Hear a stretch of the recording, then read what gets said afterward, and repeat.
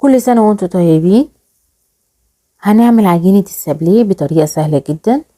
لو مشينا على نفس المقادير ونفس الطريقة والتعليمات هيطلع احسن من الفاخر بكتير.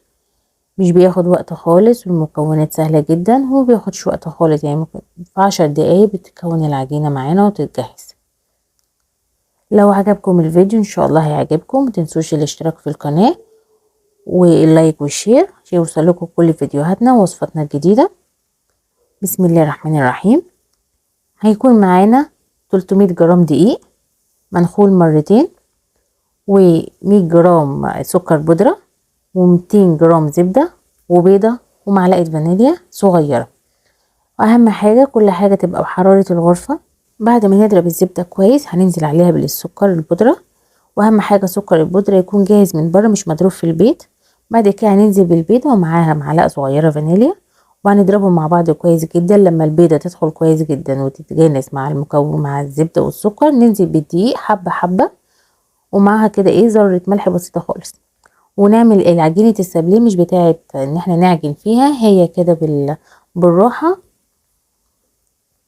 لحد ما تبقى معانا العجينة دي. احسن طريقة عشان عجينة السابليه تطلع معانا كويسة ما تتكسرش او حاجة، بجيب كيس وافرده، حتى الكيس بتاع السندوتشات افتحه واحط عليه القطعة، وبعد كده اغطيه بكيس تاني وافرده معايا بالنشابة.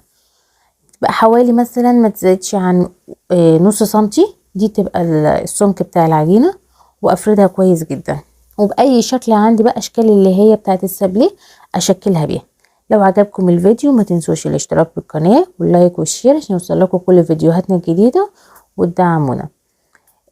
السابليه عشان لما نيجي نعمله نعمل كل شكل مزدوج، وشكل واحد كامل والتاني بأي حاجة عندنا دايرة صغنونة كده، نفتحها فتحة في النص كده عشان لما نيجي نشكلها. احنا كده عملنا الشكل بتاعها وكان سهل جدا. لما نطلعها يبقى سهل جدا، مش هيتعمل معانا، مش هيتقطع او يقطع او اي حاجة بأي شكل. وطبعا هي عجينة السابليه هي عجينة البيتيفور، بس الفرق ان عجينة البيتيفور بتزود لها معلقة بيكنج باودر صغيرة على حسب كمية الدقيق اللي احنا بنستخدمها. هنكون مسخنين معانا واحنا شغالين الفرن على درجة حرارة 170 ل 180 قبليها، وبعد كده ندخله الفرن. بتاخد حوالي 10 دقايق في الفرن، ما بتاخدش اكتر من كده. وده بيكون اللون بتاعها يا دوبك ان هي تبقى تاخد لون ذهبي فاتح خالص، يعني مش بان هي تحمر، يبقى بس من تحت كده اللون بتاعها خفيف. في الوقت دوت احنا هنسيح معانا ندوب الشوكولاته. الشوكولاته البيضاء انا حطيتها في كيس على ميه، على بخار الميه فقط لا غير، ما زودتلاش اي حاجه، كانت ممتازه. الشوكولاته الغامقه حطيت لها عليها مع حوالي على كمية الشوكولاتة، يعني الكيلو شوكولاتة خدت حوالي ربع كوباية زيت. اي نوع زيت، زيت ذرة او زيت عباد مش هيفرق معانا، هي النتيجة واحدة. وبدأنا بقى نزين السابليه بتاعنا.